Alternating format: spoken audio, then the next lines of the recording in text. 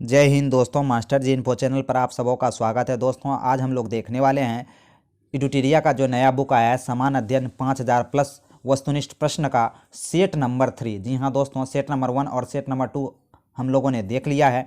उसका जो है प्लेलिस्ट बना हुआ है और डिस्क्रिप्शन बॉक्स में उसका लिंक भी दे दिया गया है। तो वस्तुनिष्ठ प्रश्नों का आज हम लोग प्रैक्टिस सेट 3 देखने वाले हैं। अगर आप बिहार सचिवालय की तैयारी कर रहे हैं तो ये आपके लिए काफ़ी महत्वपूर्ण होने वाला है। और अगर आप बिहार दरोगा की भी अगर एग्ज़ाम की तैयारी कर रहे हैं दोस्तों तो इसके लिए भी आपको काफ़ी महत्वपूर्ण होने वाला है। तो चलिए दोस्तों वीडियो स्टार्ट करते हैं। वीडियो स्टार्ट करने से पहले अगर इस क्लास का आपको PDF चाहिए तो टेलीग्राम चैनल को ज्वाइन कर लीजिएगा, ठीक है। तो चलिए दोस्तों, निम्नलिखित में से कौन सा सहायक संधि की विशेषता नहीं है? तो सहायक संधि की विशेषता इनमें से कौन नहीं हो जाएगा? तो देशी रियासतों की आंतरिक शासन कंपनी के अधीन होगी। यही देशी रियासतों की जो है आंतरिक शासन कंपनी के अधीन होगी। सहायक संधि की विशेषता यही नहीं है। तो option number B is the right answer. Next प्रश्न की बात करें, निम्न में से किस समाचार पत्र का वर्नाकुलर प्रेस एक्ट के तहत कार्यवाही की गई? तो किस समाचार पत्र पर वर्नाकुलर प्रेस एक्ट, तो पहले बात करें वर्नाकुलर प्रेस एक्ट को किसने लगाया? तो लॉर्ड लिटन ने लगाया, लेकिन लॉर्ड रिपन द्वारा इसे निरस्त कर दिया गया। तो वर्नाकुलर जो प्रेस एक्ट था दोस्तों, ये सिर्फ एक अखबार के लिए महत्वपूर्ण रूप से लाया गया था। वह कौन सा अखबार था, ये प्रश्न पूछा जा रहा है दोस्तों। तो वह था भारत मिहिर।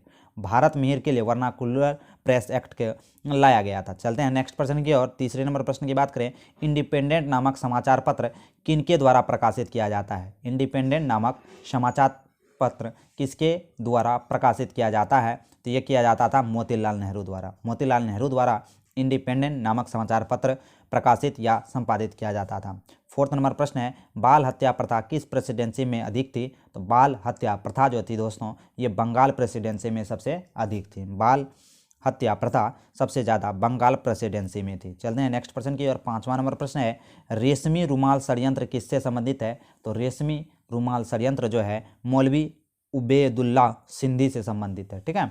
नेक्स्ट प्रश्न की बात करें, छठा नंबर प्रश्न है, असहयोग आंदोलन के लिए प्रस्ताव किस कांग्रेस अधिवेशन में पारित किया गया था? तो असहयोग आंदोलन के लिए प्रस्ताव जो था दोस्तों, यह नागपुर अधिवेशन में तैयार किया गया था। असहयोग आंदोलन के लिए प्रस्ताव नागपुर अधिवेशन में तैयार किया गया था। Option number C is the right answer. सातवां नंबर प्रश्न है, निम्नलिखित में कौन पारिस्थितिकी तंत्र के विषय में सही नहीं है? तो पारिस्थितिकी तंत्र के विषय में इनमें से कौन सा सही नहीं हो जाएगा? तो यह एक प्राकृतिक संसाधन तंत्र है, ये सही नहीं हो जाएगा। पारिस्थितिकी तंत्र में यह एक बंद तंत्र है, सही है। बात करें इसकी अपनी उत्पादकता होती है, ये भी सही है। यह एक कार्यशील इकाई है, ये भी सही है। ऑप्शन नंबर सी इसका राइट आंसर होगा। कौन नहीं है, ये प्रश्न पूछा जा रहा है। नेक्स्ट क्वेश्चन है, निम्नलिखित में कौन सी प्रसिद्ध जैविक हॉटस्पॉट है? तो प्रसिद्ध जैविक हॉटस्पॉट जो है वह कौन सा हो जाएगा? तो प्रसिद्ध जैविक हॉटस्पॉट पश्चिमी घाट हो जाएगा। क्या हो जाएगा? पश्चिमी घाट। 9 नंबर प्रश्न है, किस चक्र के संचालन में सौर विकिरण की महत्वपूर्ण भूमिका होती है?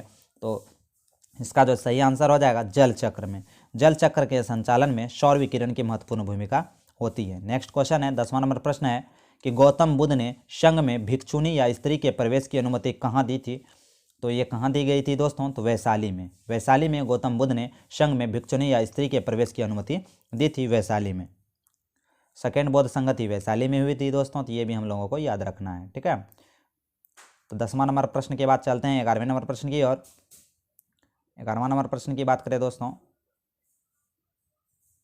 11वां नंबर प्रश्न चलते हैं, भारत के किस क्षेत्र में सर्वाधिक दैनिक तापांतर पाया जाता है? यानी कि सर्वाधिक दिन का और रात का अंतर जो होता है, सर्वाधिक तापमान का अंतर, ये कहाँ होता है? तो ये होता है मरुस्थलीय क्षेत्रों में। कहाँ? मरुस्थलीय क्षेत्रों में।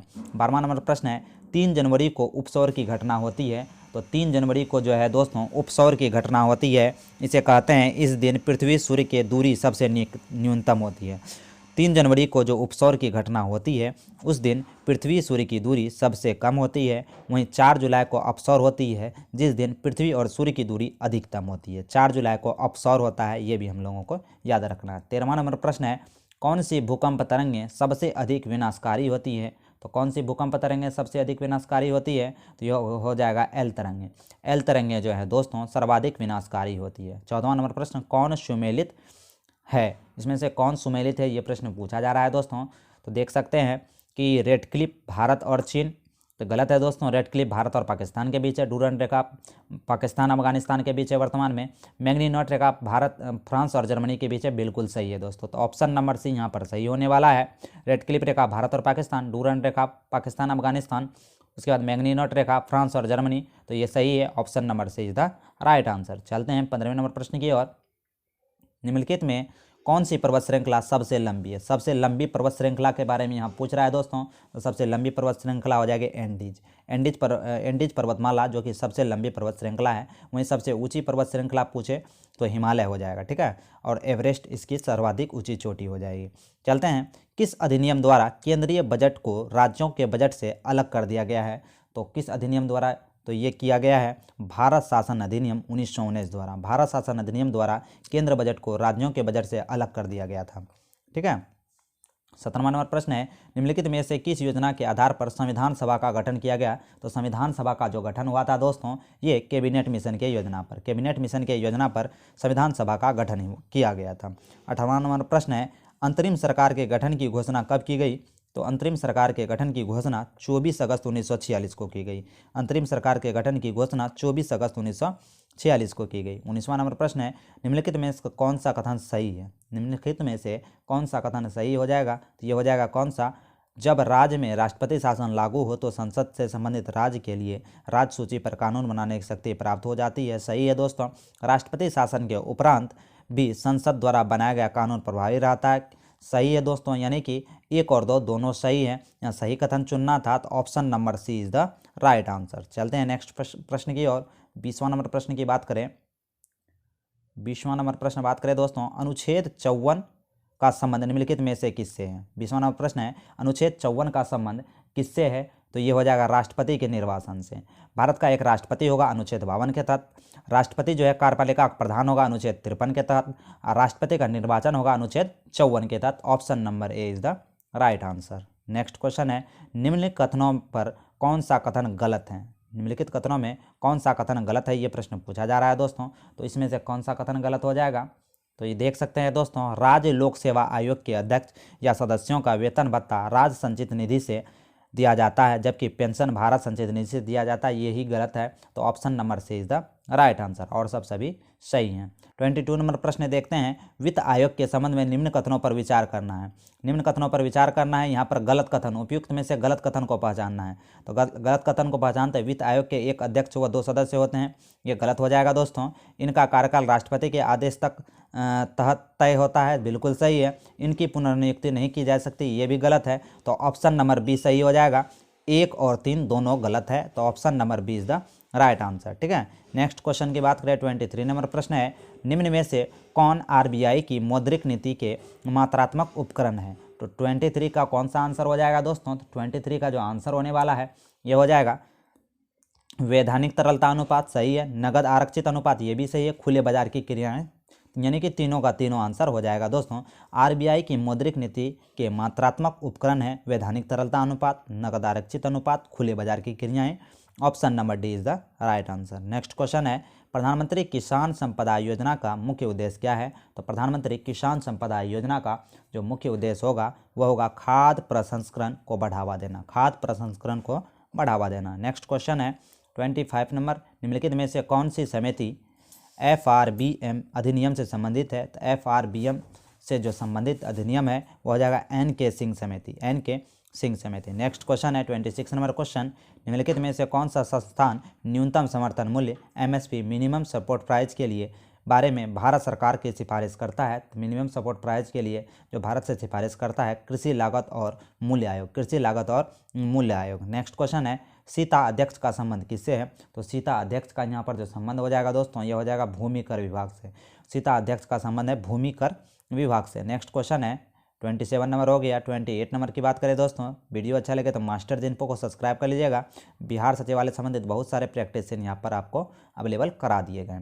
28 नंबर प्रश्न है, कश्मीर की क्षेत्रीय इतिहास का सजीव वर्णन मिलता है? तो कश्मीर के क्षेत्रीय इतिहास का सजीव वर्णन मिलता है राज तरंगनी में, राज तरंगनी में। नेक्स्ट क्वेश्चन है, सिजदा व पेबोस प्रथाओं की शुरुआत निम्न में से किसने की थी? सिजदा और पेबोस प्रथा की शुरुआत जो की थी दोस्तों बलबन ने की थी। किसने की थी? बलबन ने सिजदा और पेबोस प्रथा की शुरुआत की थी। चलते हैं 30वें नंबर प्रश्न की ओर। उत्बी कौन था? उत्बी जो था दोस्तों वह कौन था, एक इतिहासकार था। उतबी कौन था, एक इतिहासकार था। नेक्स्ट क्वेश्चन है शेरशाह सूरी के बारे में। शेरशाह के बारे में कौन सा कथन असत्य है, तो यहाँ पर असत्य कथन को पहचानना है। तो देख सकते हैं दोस्तों, शेरशाह ने विलग्राम युद्ध के विजय के बाद द्वितीय अफगान राज्य की स्थापना की थी, बिल्कुल सही है। शेरशाह ने उपज का 1/3 भाग कर के रूप में निर्धारित किया, बिल्कुल सही है। शेरशाह का मकबरा दिल्ली में है, ये गलत हो जाएगा। शेरशाह का मकबरा जो है दोस्तों बिहार में है, औरंगाबाद बिहार में, ठीक है। बात करें चौथा ऑप्शन की, शेरशाह के द्वारा भूमि के पैमाइश हेतु सन की डंडी सिकंदरी गज का प्रयोग किया गया, बिल्कुल सही है। तो यहाँ पर गलत कथन को चुनना था, तो option number C is the right answer. Next question है किस प्रसिद्ध शासक के द्वारा अमुक्त माल्यद लिखी गई, तो अमुक्त माल्यद के लेखक कृष्णदेव राय। अमुक्त माल्यद के लेखक कौन है, कृष्णदेव राय। 33 नंबर प्रश्न है दिल्ली सल्तनत के सभी सुल्तानों में सर्वाधिक समय तक शासन निम्नलिखित में से किसने किया, तो सर्वाधिक समय तक शासन जो किया था अलाउद्दीन खिलजी ने किया था। किसने किया था, अलाउद्दीन खिलजी ने किया था। 34 नंबर प्रश्न है निम्नलिखित में से कौन सा पदार्थ केंद्रक में सर्वाधिक मात्रा में पाया जाता है, तो केंद्रक में सर्वाधिक मात्रा में पाया जाने वाला जो पदार्थ हो जाएगा वह क्या हो जाएगा दोस्तों, प्रोटीन। क्या हो जाएगा, प्रोटीन। नेक्स्ट क्वेश्चन है प्रकाश संश्लेषण की प्रकाशित अभिक्रिया क्लोरोप्लास्ट में कहाँ संपन्न होती है। प्रकाश संश्लेषण की प्रकाशित अभिक्रियाएं क्लोरोप्लास्ट में कहाँ संपन्न होती है, यह प्रश्न पूछा जा रहा है, तो ग्रेना में। कहाँ, ग्रेना में। नेक्स्ट क्वेश्चन है हेलोफाइट होता है, हेलोफाइट क्या होता है दोस्तों, ये प्रश्न पूछा जा रहा है। हेलोफाइट जो होता है वे पौधे जो लवणों वाली मिट्टी में उगते हैं, जो लवणों वाली मिट्टी में उगते हैं उन्हें ही हेलोफाइट कहते हैं। नेक्स्ट क्वेश्चन है 37 नंबर प्रश्न की बात करें दोस्तों, निम्न में कौन सा टेस्ट एड्स के लिए किया जाता है, तो एड्स के लिए किया जाने वाला टेस्ट इनमें से कौन सा हो जाएगा दोस्तों, तो देख सकते हैं PCR सही है, रीपा सही है, CD4 सही है, एलिसा सही है, यानी कि ABCD तीनों सही है। तो डी नंबर ऑप्शन यहाँ पर सही हो जाएगा। सॉरी दोस्तों, ये रीपा जो होगा ये नहीं होगा, PCR होगा, CD4 होगा, एलिसा होगा, यानी कि 1 3 4 दोनों सही है, 1 3 4 सही है। नेक्स्ट क्वेश्चन है 38 नंबर प्रश्न, निम्न में से कौन सा रुधिर वर्ग के रुधिर प्लाज्मा में कोई एंटीबॉडी नहीं होता है, तो इनमें से किस में कोई एंटीबॉडी नहीं होता है, तो वह क्या हो जाएगा, AB में कोई एंटीबॉडी नहीं होता है, सिर्फ एंटीजन होता है। नेक्स्ट क्वेश्चन है 39 नंबर प्रश्न की बात करें दोस्तों, 39 नंबर प्रश्न की बात करें, वीडियो अच्छा लगे तो मास्टर इन्फो को सब्सक्राइब कर लीजिएगा। बिहार सचिवालय संबंधित बहुत सारे प्रैक्टिस सेट यहाँ पर आपको अवेलेबल करा दिए गए हैं। 39 नंबर प्रश्न है ट्रिपल वैक्सीन DPT में कौन सा एक नहीं है, तो ट्रिपल वैक्सीन जो है DPT में कौन सा नहीं है, तो डिप्थेरिया, D से डिप्थेरिया बिल्कुल सही है, P से पर्ट्यूटिस बिल्कुल सही है, T से हो गया टेटनस बिल्कुल सही है, पोलियो इनमें से नहीं है, option number B is the right answer. 14 number प्रश्न की बात करें, अल्फा कण का द्रव्यमान हीलियम के एक अणु के बराबर होता है, इसके आवेश किसके बराबर होते हैं, तो इसका जो आवेश है दोस्तों वो बराबर होगा किसका, तो 2 प्रोटॉन के बराबर। इसका जो आवेश होगा 2 प्रोटॉन के बराबर होगा। 41वां नंबर प्रश्न है न्यूटन के किस गति के नियम में बल का व्यंजक प्राप्त होता है, तो न्यूटन के दूसरे गति के नियम में बल का व्यंजक प्राप्त होता है। न्यूटन के दूसरे गति के नियम में जो है दोस्तों क्या होता है, तो बल का व्यंजक प्राप्त होता है। 42 नंबर प्रश्न है सिलिकॉन, जर्मेनियम, कार्बन आदि पदार्थों की प्रतिरोधकता ताप बढ़ने पर क्या होती है, तो प्रतिरोधकता ताप बढ़ने पर जो हो जाएगी बढ़ती है, प्रतिरोधकता ताप बढ़ने पर बढ़ती है।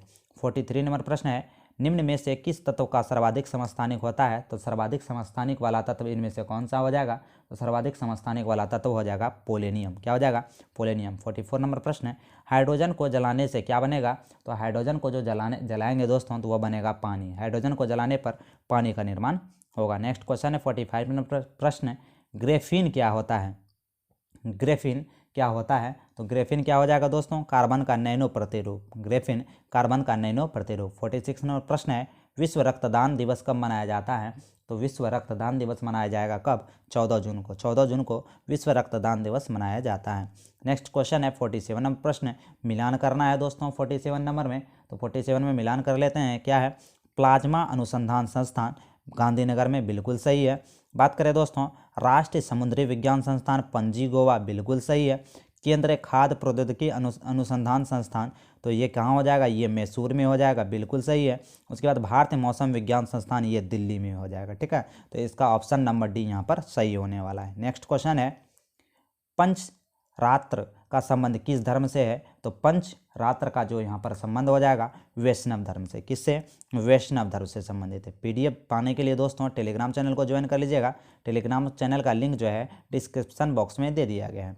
49 नंबर प्रश्न है, एकमात्र भारतीय जिसे रसायन के क्षेत्र में नोबेल पुरस्कार प्रदान किया गया। तो रसायन के क्षेत्र में नोबेल पुरस्कार प्रदान किया गया वेंकट रामकृष्णन को रसायन के क्षेत्र में नोबेल पुरस्कार दिया गया है, जो कि एकमात्र भारतीय हैं।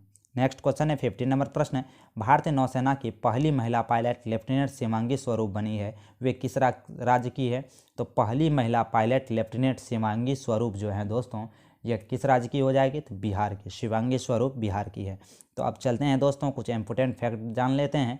स्मरणीय तत्व, इडुटेरिया के स्मरणीय तत्व। बात करें ऋग्वेद की, तो ऋग्वेद यह सबसे प्राचीन वेद है, सही है। इस वेद की ऋचाओं को पढ़ने वाले को होत्रा कहते हैं, या ऋग्वेद के पढ़ने वाले को होत्रा कहते हैं। ऋग्वेद के तीसरे मंडल में गायत्री मंत्र समर्पित है, सही है। ऋग्वेद के 9वें मंडल में सोम देवता को सम्मिलित किया गया, सही है। ऋग्वेद में 4 वेदों के बारे में चर्चा है। ऋग्वेद के 10वें मंडल में 4 वर्ण यानी कि ब्राह्मण, क्षत्रिय, वैश्य और शूद्र की चर्चा है, सही है। ऋग्वेद में इंद्र के लिए 250 और अग्नि के लिए 200 ऋचाओं की रचना की गई, बिल्कुल सही है। गोत्र शब्द का सर्वप्रथम उल्लेख इसी वेद में किया गया है, यानी कि ऋग्वेद में सर्वप्रथम गोत्र शब्द का उल्लेख किया गया है। ऋग्वेद में गाय के लिए अधन्या शब्द का प्रयोग किया है। ऋग्वेद में गाय के लिए अधन्या शब्द का प्रयोग किया गया है। नेक्स्ट वेद है यजुर्वेद। यजुर्वेद के बारे में जान लेते हैं। यजुर्वेद, इसके ऋचाओं को पढ़ने वाले को अथर्वयु कहते हैं। यज्ञों के नियमों एवं विधि विधानों का संकलन मिलता है यजुर्वेद में। बात करें यजुर्वेद के वेद में बलिदान विधि का भी उल्लेख है। यजुर्वेद के वेद में बलिदान विधि का भी उल्लेख है। यजुर्वेद यह गद और पद वाला वेद है। गद और पद वाला वेद किसे कहते हैं? यजुर्वेद को कहते हैं। नेक्स्ट क्वेश्चन है सामवेद। सामवेद किसे कहते हैं? इसके ऋचाओं को पढ़ने वाले को उदात्र कहते हैं। सामवेद के पढ़ने वाले को उदात्र कहते हैं। सामवेद को भारत संगीत का जनक कहते हैं। सामवेद को भारत संगीत का जनक कहते हैं। अथर्ववेद की बात करें, अथर्ववेद सर्वप्रथम औषधि का उल्लेख होता है। अथर्ववेद में सर्वप्रथम औषधि का उल्लेख होता है। इसमें सभा एवं समिति के प्रजापति की पुत्रियां कहते हैं। इसमें सभा और समिति को प्रजापति की 2 पुत्रियां कहते हैं। नेक्स्ट प्रश्न है, वेदों की संख्या कितनी है? तो वेदों की संख्या 4 है। वेदांगों की संख्या कितनी है? तो वेदांगों की संख्या 6 है। शिक्षा, कल्प, ज्योतिष, व्याकरण, नूरक, छंद। वेदों की संख्या 4, ऋग्वेद, यजुर्वेद, सामवेद, अथर्ववेद। बात करें दोस्तों वेदांग, तो 6 हैं। पुराणों की संख्या 18 है। पुराणों की संख्या 18 है। उपनिषद की संख्या 108 है। तो काफ़ी इंपॉर्टेंट ये फैक्टर हो जाता है दोस्तों। अभी हम लोगों ने देखा एडुटेरिया 5000 प्लस क्वेश्चनों का महासीरीज जो सेट नंबर 3 है उसको हम लोगों ने देखा। इससे पहले सेट नंबर 1 और सेट नंबर 2 अपलोड करा दिया गया है। तो ये आज का वीडियो आपको कैसा लगा एक बार कमेंट करके ज़रूर बताएं दोस्तों, ठीक है। अगर आप बिहार सचिवालय की तैयारी कर रहे हो तो ये वीडियो आपके लिए काफ़ी महत्वपूर्ण होने वाला है। तो मिलते हैं दोस्तों अगले वीडियो में। हंसते रहिए, मुस्कुराते रहिए, तैयारी करते रहिए। जय हिंद, जय भारत।